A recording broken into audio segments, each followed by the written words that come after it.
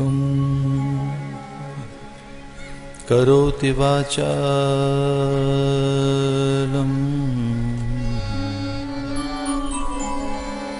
पंगुं लंघयते गिरिं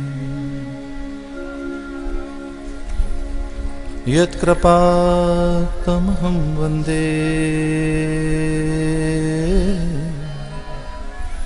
परमानन्दमाधवम्।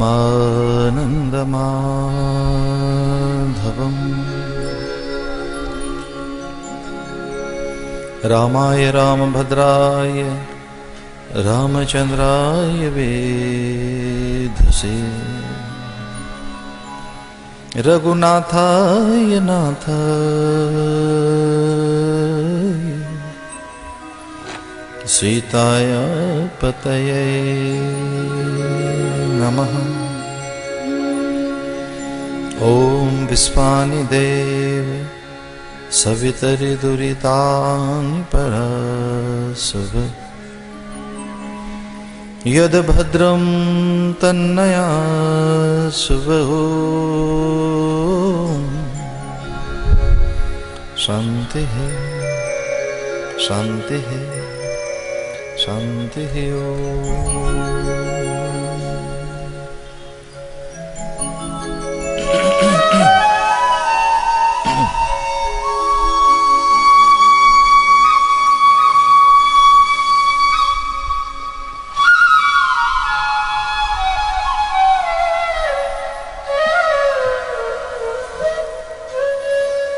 प्रभु की कृपा सुकृत्यों की साकारता पुण्य प्रभाव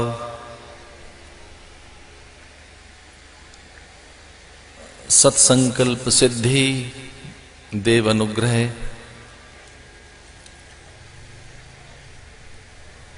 भगवत कृपा का ये परिणाम है कि यहाँ महाकौशल की धर्मधरा छपारा के हरितिमा प्रधान मधुबन के इस सारस्वत परिसर में संस्कारवान आदरणीय ठाकुर हरबंश सिंह जी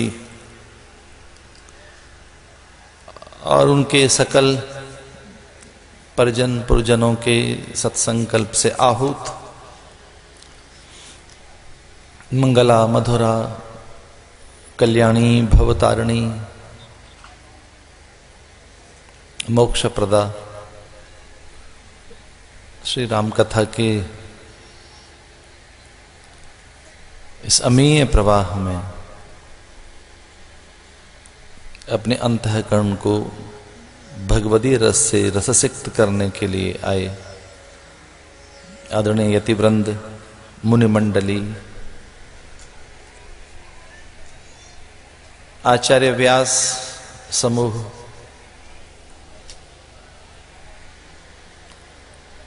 और आप सब के अंतःकरण की आस्था आपका विश्वास वे सद्गुण संस्कार जिसके वशीभूत आप यहाँ बैठे हैं आपकी उस पारमार्थिकता आध्यात्मिकता मुमुक्षा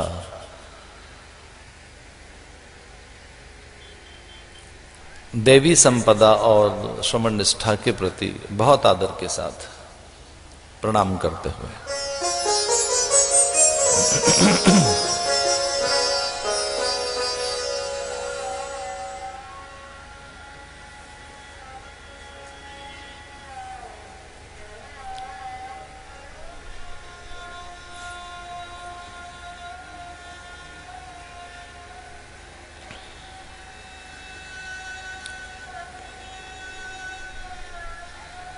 जीवन अनंत संभावनाओं का नाम है।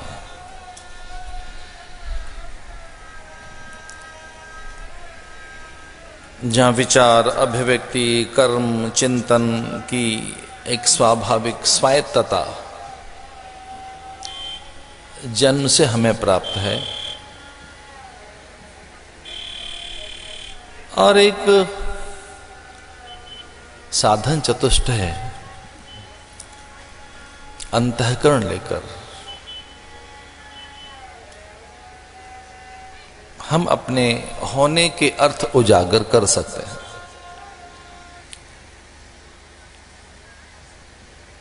अपने स्वभाव, सत्ता, स्वरूप और अस्तित्व को बहुत निकट से अनुभव कर सकते हैं।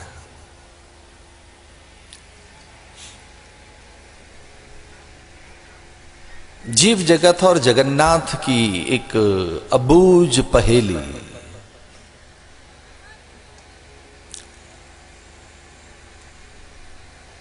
और सत्य सत्य, जड़ चैतन्य, नित्य नित्य, सुचि असुचि, आत्मानात्म का भेद सहसा अनावृत हो सके और हम सत्योपलब्ध हो सके, ऐसी योग्यता हम सभी मनुष्यों को जन्म से प्राप्त है।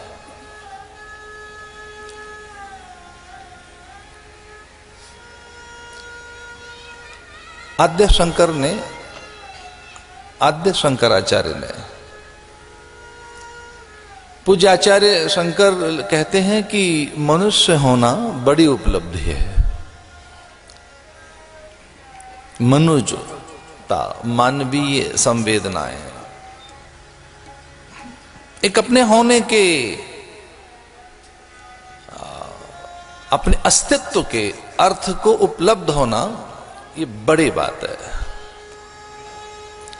इसलिए वेद के भी जो आरंभिक उपदेश हैं वे हैं कि मनुष्य मनुष्य बने, मनुर्भव, अरे मनुष्य मनुज बने, अपने होने के अर्थों को, अपने आप को, अपने स्वभाव को, अपने स्वरूप को, अपनी सत्ता को उपलब्ध हो। फिर कहीं दूसरा एक बड़ा मनुष्यत्व, मुमुक्षुत्व, फिर मुमुक्षु होना और दुर्लभ बताए, ये और भी दुर्लभ है। मनुष्यों के झुंड में कोई मनुष्य है ये कहना बड़ा कठिन है कि मानवीय समूह में सभी मनुष्य हैं। हां, उनके चिबुक, भाल, कपोल, वक्षस्थल, भुजाएं, भंगिमाएं, नेत्र, काया, कलेवर, उनका एक भास, आभास, देह आकृति से कभी दिख सकता है कि कोई व्यक्ति हो, मनुष्य हो, पर वो पूरा मनुष्य है ये कहना बड़ा कठिन है। चिबुक, भाल, कपोल, वक्षस्थल, भुजाएं, मस्तक, कोई रंग, रूप, वर्ण, आकृति से दिख सकता है कि मनुष्य है, पर पूरा मनुष्य है वो तो बहुत दुर्लभ है। मनुष्य होना बड़ा दुर्लभ है, और उससे भी कहीं दुर्लभ है मुमुक्षु होना। मुमुक्षु तो दुर्लभतम कुछ जो बताया गया उसमें मुमुक्षु होना और भी दुर्लभ है कि अगर दुख है तो उसकी सत्ता का निर्मूलन कर लिया जाए, उन्मूलन कर लिया जाए, उसके बीज का समूलोच्छेदन कर लिया जाए। कहीं को दुख जैसा है और वह अगर अज्ञान से है, प्रमाद से, आलस्य से, अविचार से, अविवेक से है, तो उस अज्ञान सत्ता का मूलोच्छेदन, उन्मूलन कर लिया जाए। मुमुक्षु होने का अर्थ है कि सत्य को उपलब्ध हो जाए, एक जीवन मुक्त अवस्था, जो भ्रम भय रहित अवस्था है, जो अभाव रहित अवस्था है, शोक रहित अवस्था है, विशोकावाद ज्योतिषमती, एक ऐसी अवस्था जिसमें शोक न हो, भय न हो।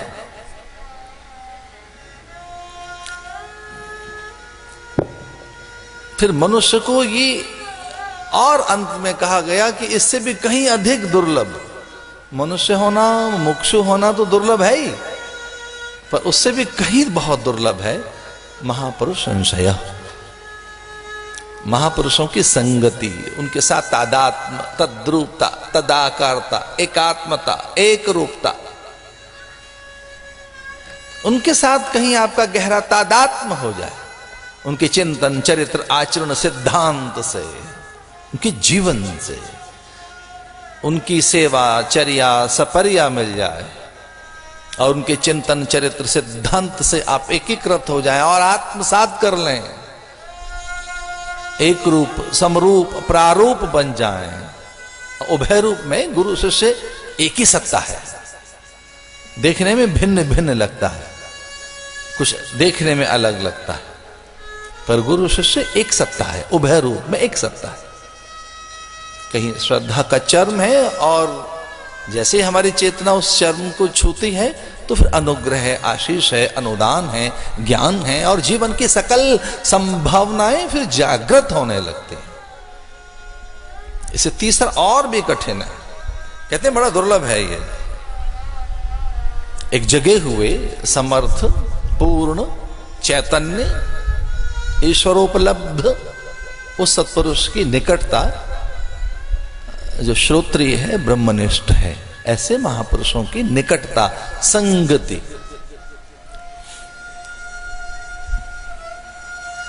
फिर वो तो एक पल के लिए भी भो भो साधो क्षणम तिष्ठ, वो एक पल के लिए भी उनका ठहर जाना, एक पल के लिए भी उनका जीवन में आ जाना बड़ी बात है। साधुनाम दर्शनम पुण्यम, एक पवित्र वैचारिक पवित्र चिंतन की एक शुद्धता, चरित्र की उच्चता, आचरण में पारदर्शिता, भाव प्रवणता, सत्कर्म संलग्नता, एक सहजता, एक निर्विषयता, एक मंद मंद मीठी मीठी सी एक आनंदानुभूति, आपके आसपास एक माधुर्य। ये तभी संभव है जब किसी एक जगे हुए सत्पुरुष की सन्निधि आपको मिल जाए। एक माधुर्य, एक मीठापन, एक सहजता, निर्विषयता, सत्कर्म संलग्नता, शुभ कर्म प्रीति, आप में हर पल शुभ संकल्प जगते रहें। तन में मना शुभ संकल्प मस्तु, शुभ संकल्प आप में जगते रहें। एक पल व्यर्थ न हो आपका, एक प्रासादिकता सी आपके मन के कोने कोने में छाई रहे कि आप पदार्थों के आसपास नहीं, प्रसाद के आसपास है। आप पदार्थों के पास नहीं है, प्रसाद के आसपास है। ये सब चीज प्रसाद है। एक प्रासादिक चिंतन बन जाए आपका, ये प्रसाद है, ये प्रसाद है। सभी भूमि गोपाल के जो कुछ है मेरे आसपास वो ईश्वर का है और ईश्वर से स्पर्शित है। ये जो प्रसादानुभूति है कि जिसमें कहीं को अभाव नहीं, न्यूनता नहीं, अल्पता नहीं, यो भूमा तत्सुखम। उपनिषद कहता है, वेद कहता है कि वो फिर एक भूमा अवस्था जिसमें अल्पता नहीं है, न्यूनता नहीं है, रिक्तता नहीं है, शून्यता नहीं है, हे नहीं है, वो क्या है? उपादेय है। ये जो हे अवस्था है ये तब तक है जब तक बड़ी अजानता, अल्पज्ञता है, अज्ञानता है, तब तक निंदा है और स्तुति भी। फिर कुछ बहुत अच्छा लग रहा है, फिर कुछ बहुत बुरा है, फिर ये हो, ऐसा ना हो, ऐसा ही हो, ऐसा ही होना चाहिए, ऐसा नहीं होना चाहिए, ऐसा हो तो बहुत अच्छा होगा, ऐसा नहीं होता है तो देखो कितना अच्छा और भी हो सकता है। ये जो इस तरीके के भ्रम है ये बहुत सतही है। ये तब तक है जब तक पूरी वैचारिकी में ज्ञान सिद्धि नहीं हुई है।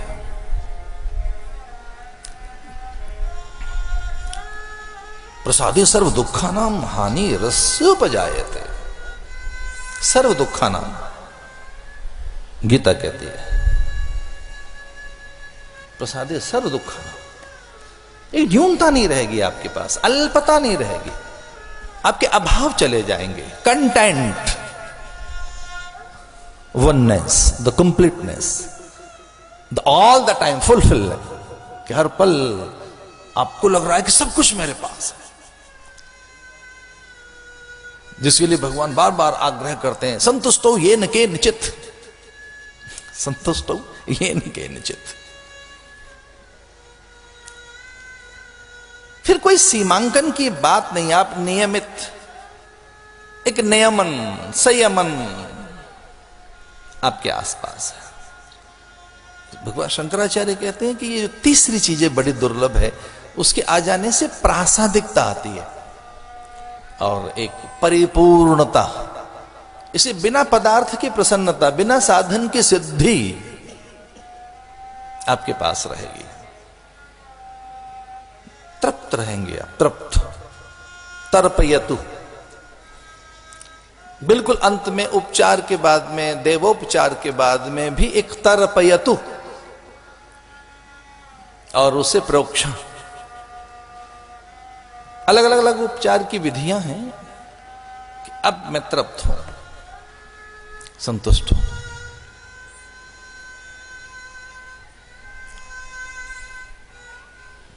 अयम आत्मा गूढ़ाकेशा सर्वभूताशय स्थित। फिर एक नींद से जगी चेतना फिर अपने में तृप्त अनुभव करती है, आनंदित अनुभव करती है, आह्लादित अनुभव करती है, परिपूर्ण अनुभव करती है। इसे सत्संग की बड़ी महिमा है। और ये चतुरानंद ब्रह्मा ने चतुश्लोकी भागवत के माध्यम से, या कि पार्वती ने प्रश्न कर शिव से, अथवा गरुड़ ने काकभुसुंड की निकटता में, या कि फिर वो और याज्ञवल्क्य भारद्वाज के संवाद रहे हों, या वो अपने को ही समझने के लिए स्वांत सुखाए तुलसी रघुनाथ का था। लेकिन ये सच है कि उपदेश भीतर के कपाट खोलते तो हैं। अब कठिनाई यह है कि उपदेश के प्रति जिनमें अरुचि है उनमें रुचि कैसे जगाई जाए। उपदेश के प्रति जिनमें अरुचि है, विरति है, तो ये भी एक बड़ा कार्य है कि पहले तो उनमें रुचि जगाई जाए उपदेश के प्रति। और उपदेश के प्रति रुचि वो जगा सकते हैं जो उपदेश में जीते हैं। इसे सहसा देखिए, आस्था तो हम सब में है, आस्थाहीन कोई प्राणी नहीं है इस धरती पर। अब मनोवैज्ञानिक कहने लगे हैं कि आस्था सब में है, किसी की प्रतीक में, ध्वज में है, आकार में, बिंब में है, मंत्र में, ग्रंथ में है, व्यक्ति में है। सांप्रदायिक कोई निष्ठा रहती ही है व्यक्ति के अंदर। ऐसा नहीं है कि कोई निष्ठा नहीं रहती, वो अनुगत नहीं रहता, समर्पित नहीं रहता, उसमें ईश्वरीय आस्था का अभाव रहता है। पर हां, जिनमें उपदेश चैतन्य हो गए वे आस्था को उज्जीवित कर देते हैं, और ये बड़ा काम है। तो अगर कहीं अंतःकरण में आस्था है, स्वीकृति है, श्रद्धा है, विश्वास है, एक सहसा स्वीकृति है, तब उपदेश साकार होने लगते हैं। और फिर वो थोड़े थोड़े भी बहुत है, जैसे चतुश्लोकी भागवत आदि, फिर कुछ मंत्र आदि, कुछ संकेत मात्र से। पर हां, साधन चतुष्टय सिद्धि हो, एक अंतःकरण बन जाए आध्यात्मिक, तब वो बहुत कुछ पा लेता है।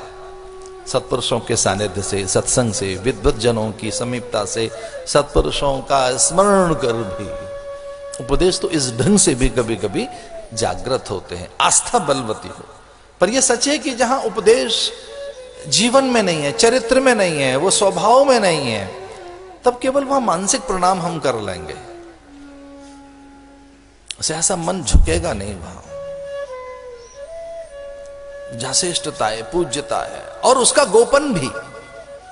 आपको अपनी श्रेष्ठता का दंभ न हो, श्रेष्ठता का बोध न हो, उसके भान ज्ञान अवधान में न रहे, श्रेष्ठता का प्रदर्शन न करें आप। ऐसे गुरुजनों का जो संग है कि आप श्रेष्ठता का प्रदर्शन भी न करें। फिर ऐसे गुरुजनों का, ऐसे संत सत्पुरुषों का, या ऐसे महापुरुष का जो संग है, वो तारण करता है, भवतारण। इसलिए वेद ने कहा कि सुनो पहले, भद्रम कर्णे विशृणुयाम देवा। जो देखना, अच्छा देखना, या अच्छा बोलना। कुछ लोग ऐसा कहते हैं कि मीठा बोलो, मीठा मीठा बोलो, अच्छा बोला करो। तो वो अच्छा बोलना भी कहां से आए? मधुवाता रेतायते मधुक्षरंति सिंधव, उपनिषद कहता है, वेद कहता है मीठा बोलें कैसे? जब तक मीठा चिंतन नहीं होगा। मीठी सोच नहीं होगी। जब तक आपके पास सोच न हो, चिंतन न हो, आपके पास वैचारिकी न हो, भाव न हो, तब तक वो जिह्वा पर भी कैसे आएगा। जो लुढ़क लुढ़क कर शब्द जिह्वा पर आते हैं वो तो वैखरी है, उससे पूर्व की मध्यमा और उससे पूर्व की पश्यंती या परा, परा में कहीं परा के साथ आप जुड़े हैं तो फिर मीठी बात निकलेगी या कि वो सच्ची बात निकलेगी। इसलिए सत्संग की बड़ी महिमा।